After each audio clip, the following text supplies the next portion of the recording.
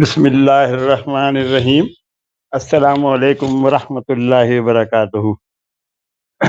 میں ہوں ہربلسٹ ڈاکٹر عبدال سمی، P H D scholar, ہمدرد university, اور آپ دیکھ رہے ہیں اس وقت ویبینار ہمارا جو ڈاکٹر اکرم کی اس میں ہے۔ میں اسی لیے بہت شکر گزار ہوں ڈاکٹر اکرم کا کہ انہوں نے یہ پروگرام شروع کیا ہوا ہے، اور میرا خیال ہے کہ میں 1 مہینے کی غیر حاضری کے بعد آج حاضر ہوا ہوں۔ رمضانوں میں موقع ہی نہیں بن رہا تھا پروگرام کا۔ بہت شکریہ ڈاکٹر اکرم۔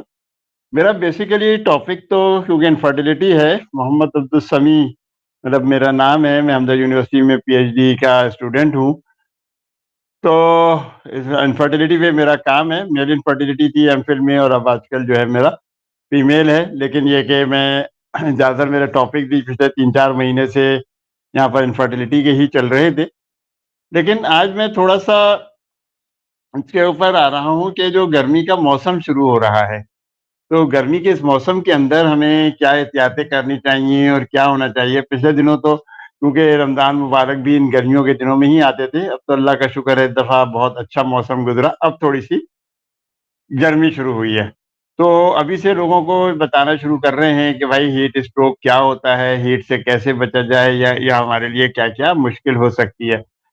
تو ہیٹ اسٹروک تو جان لیوا بھی ہو سکتا ہے، ہیٹ اسٹروک سے ہم کیسے بچیں، یا اس کی علامات کیا ہیں، یا ہمیں کیا کیا غذائیں کھانی چاہیے، کیا احتیاطیں کرنی چاہیے کہ ہم لو لگنے سے محفوظ رہیں۔ اس کے علاوہ ہمیں اس گرم موسم میں کتنا پانی پینا چاہیے، یہ بھی میری کوشش ہوگی کہ میں آج کے اس پروگرام میں آپ لوگوں کو بتاؤں۔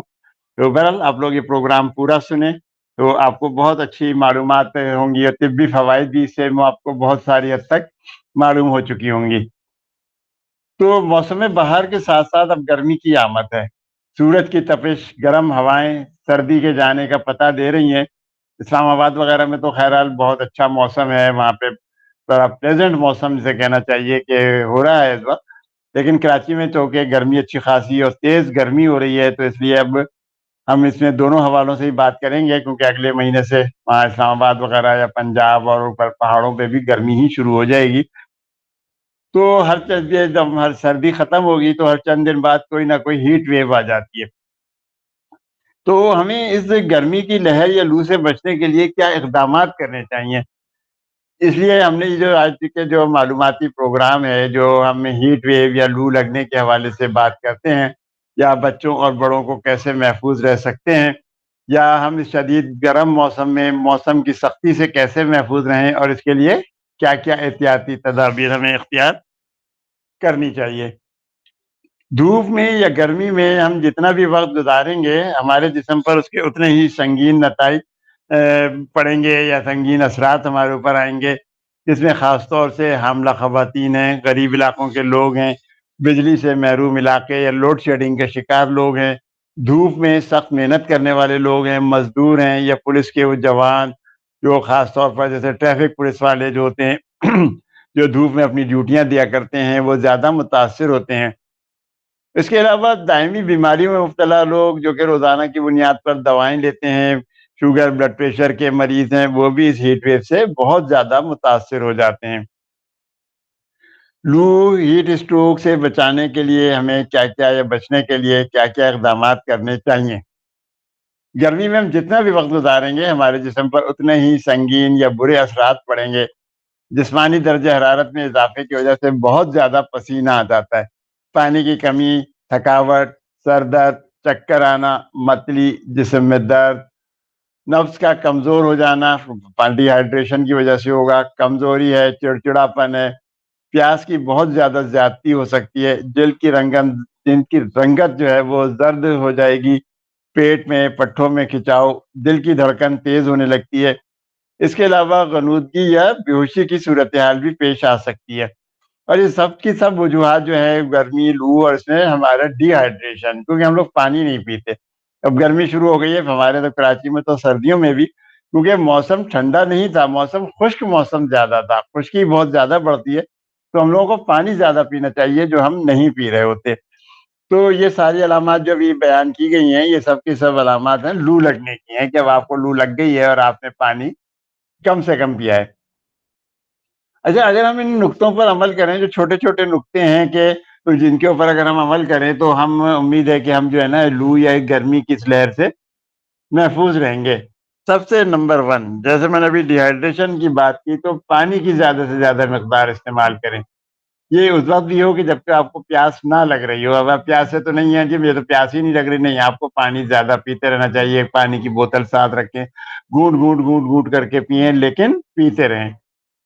उसके अलावा धूप में खड़ी हुई जो गाड़ियां होती हैं, हम आमतौर पर पार्किंग में धूप में लगा देते हैं, तो बड़े भी और खासतौर पर बच्चों को तो उसमें बिल्कुल भी ना छोड़ें कि जी धूप में गाड़ी खड़ी हुई है तो हम आते हैं अभी, तो ऐसा ना करें। ये कि एसी चल रहा है या कुछ है तब तो सही है, वरना बहुत ही ज्यादा तपिश होती है, अंदर तंदूर बन जाती है।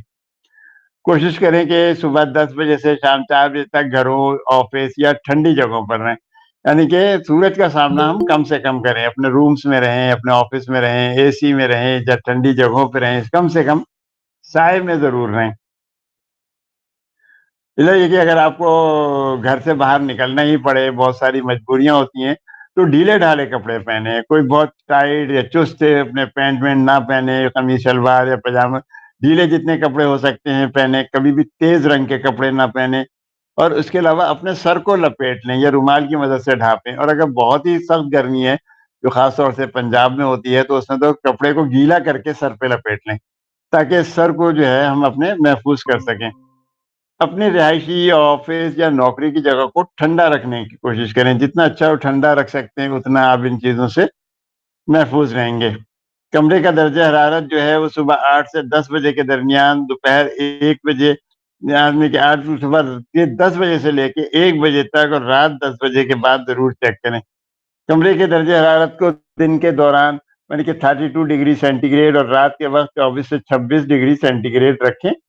ये आमतौर पर जो शीरख्वार बच्चे होते हैं, जहाँ छोटे छोटे बच्चे होते हैं, मासूम बच्चे होते हैं, उन लोगों के लिए तो बहुत ही अहम है।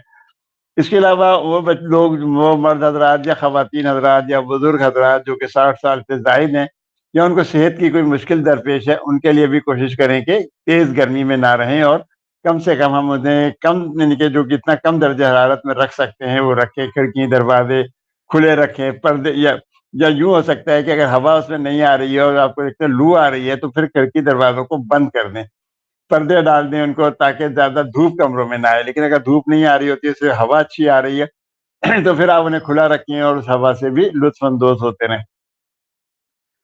छतों पर या घर के बाहर दिन के जो सबसे ज्यादा, या बाहर के लॉन में या कहीं भी अपने कोशिश करें कि मसनूई लाइटें या बिजली के आलात का इस्तेमाल कम से कम करें।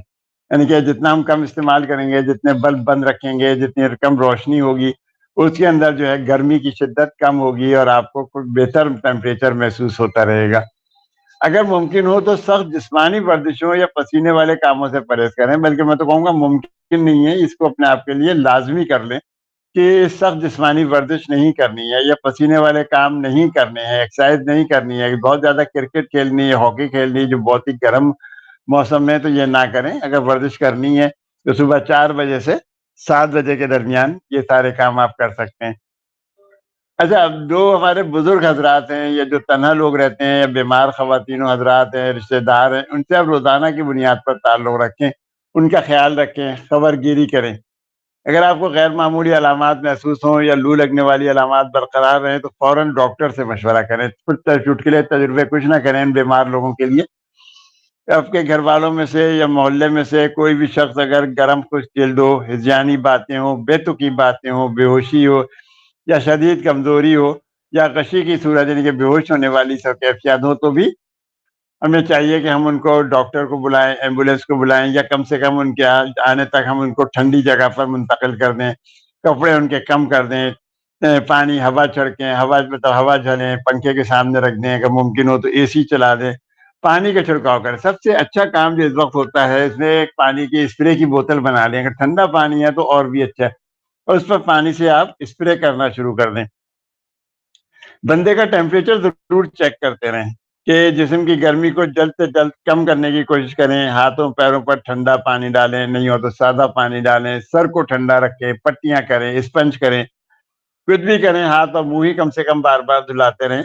तो ये सब चीजें जो हैं, उससे आप उस बंदे की जान बचा सकते हैं, उसको हीट स्ट्रोक से उसको यानी कि आप बचा सकते हैं। क्योंकि अगर हमने ये نہیں علاج کیا تو یہ فالج یا دماغ کو نقصان پہنچانے کے علاوہ موت کا سبب بھی بن سکتا ہے۔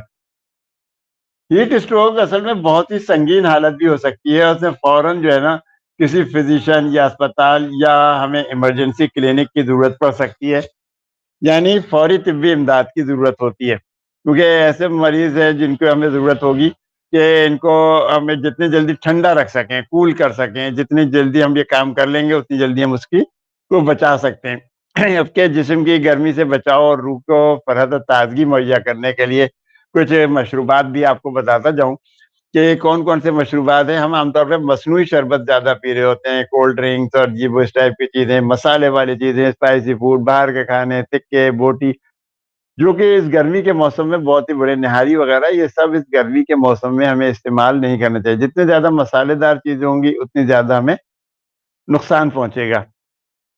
ہمیں جو ہے نا غذائیت والی چیزیں کھانی چاہیے، مطلب ہمیں ہر چیز ہے کہ اللہ میاں نے دیکھیں گرمی کا موسم شروع ہوا ہے، اس سے پہلے ہی کیریاں آنی شروع ہو گئی ہیں، تو کیری کا شربت آپ پئیں۔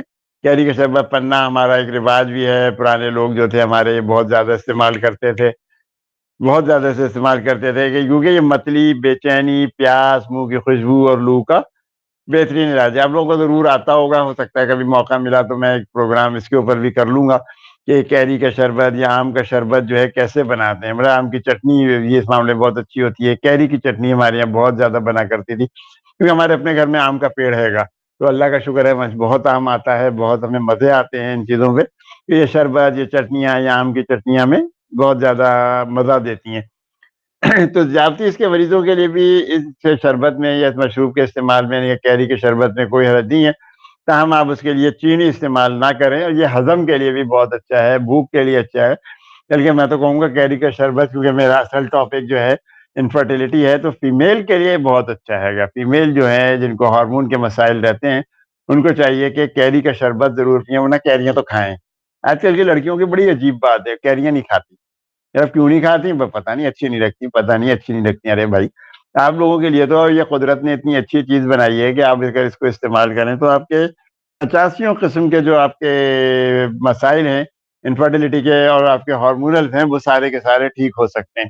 سردیوں کے اندر میں اکثر مونگ پھلی بتایا کرتا ہوں کہ مونگ پھلیاں خوب کھائیں، اور گرمیوں کے اندر یہ کھائیں، فالسے کھائیں۔ ابھی فالسے بہت اچھے آ گئے ہیں، بلکہ شاید میں ابھی تھوڑا سا آپ کو فالسوں کے بارے میں بھی بتاتا ہوں۔ آلو بخارے ہیں، فالسے ہیں، کیریاں ہیں، املی ہے، یہ سب کے شربت بنائیں، پیسے کھائیں۔ اچھا، پودینے کا بھی استعمال کر سکتے ہیں آپ، پودینہ جو ہے بہت اچھا وہ استعمال کیا جا سکتا ہے، یعنی کہ بنانے میں سب سے آسان ہے۔ یہ گرمی، سینے میں جلن، بدہضمی، متلی، پانی کی کمی جیسے مسائل کو روکنے میں مدد کرتا ہے۔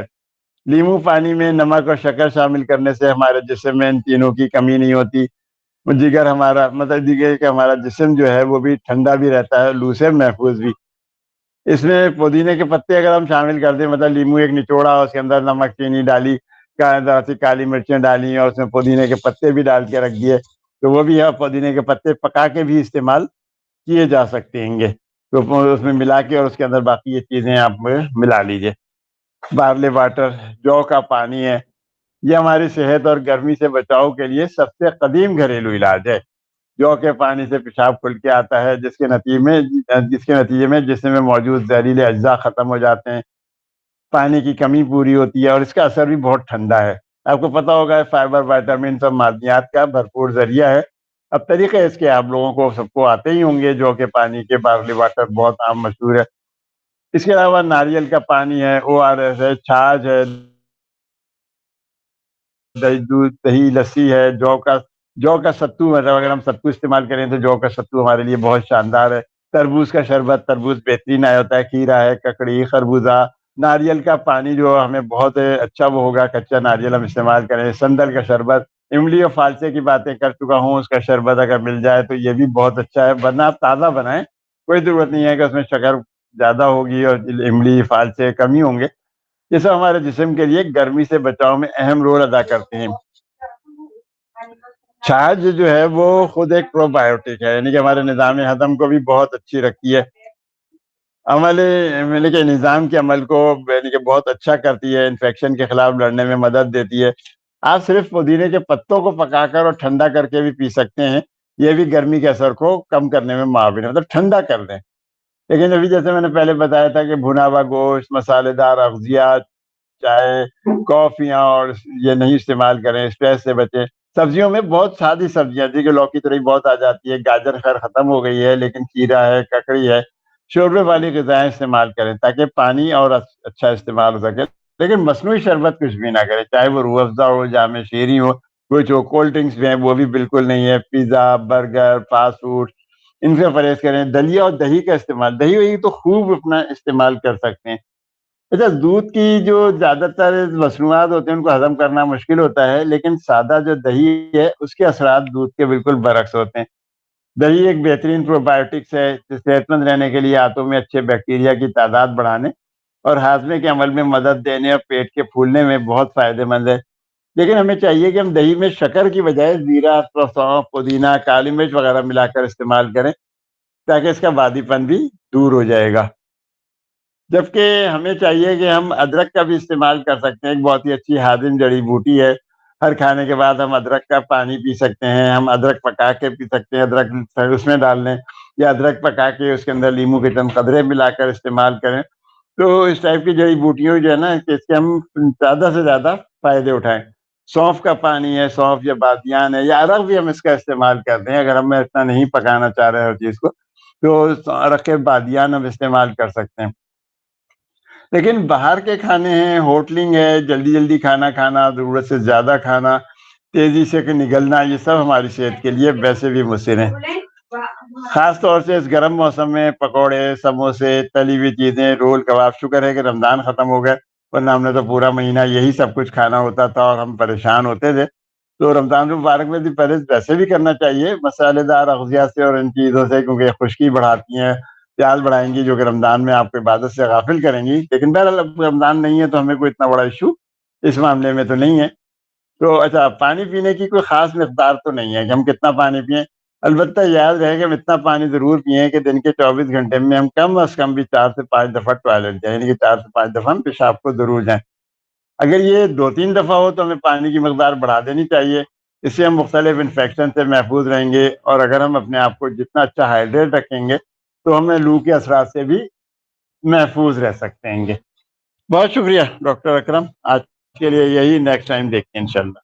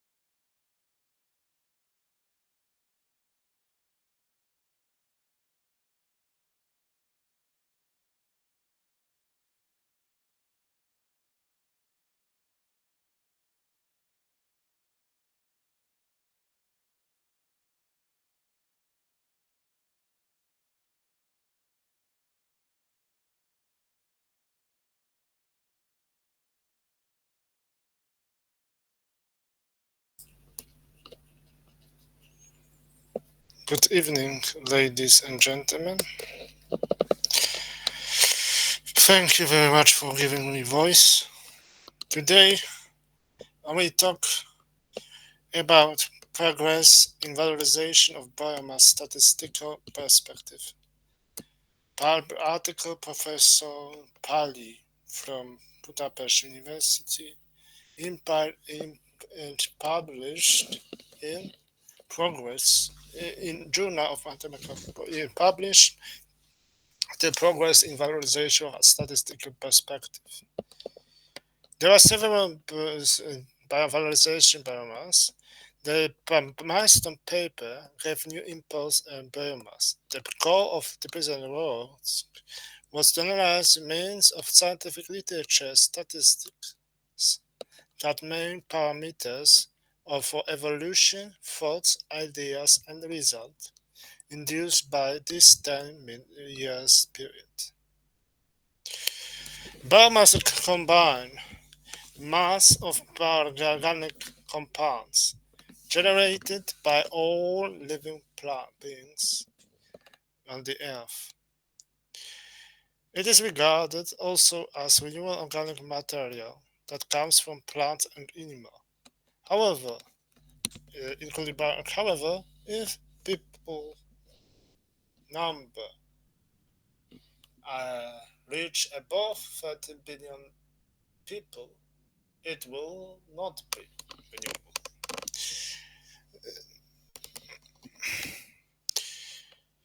This summary of these ambitions induce an even more intense research activity. The literature screening doing of the present research indicated lignin as one of the central topics in the valorization efforts of biomass. We add here some information about this material. Lignin is an organic polymer serving as supporting material in plants.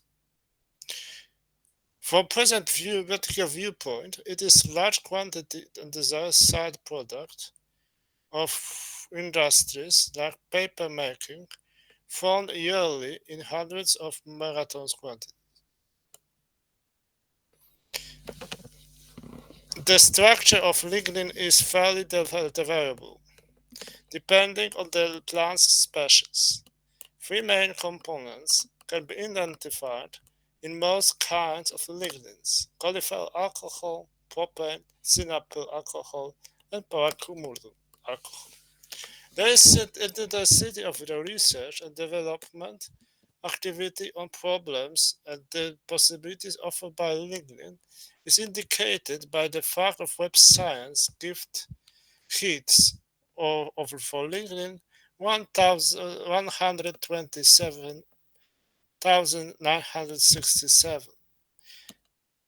about and 22,000 patents.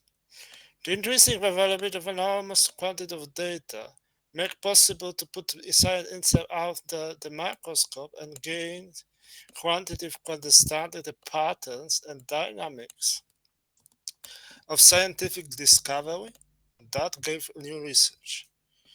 Co-authorship networks have been following research in various angles. In the present work, we consider some databases, websites, and choosing some papers from 1,331 words. For making the statistic, for changing inclusiveness, the scientists choose network X, Python, Gephi, and Verse. This helps us by citing his works, overview the main ideas and content. These periods lead us to following conclusions. The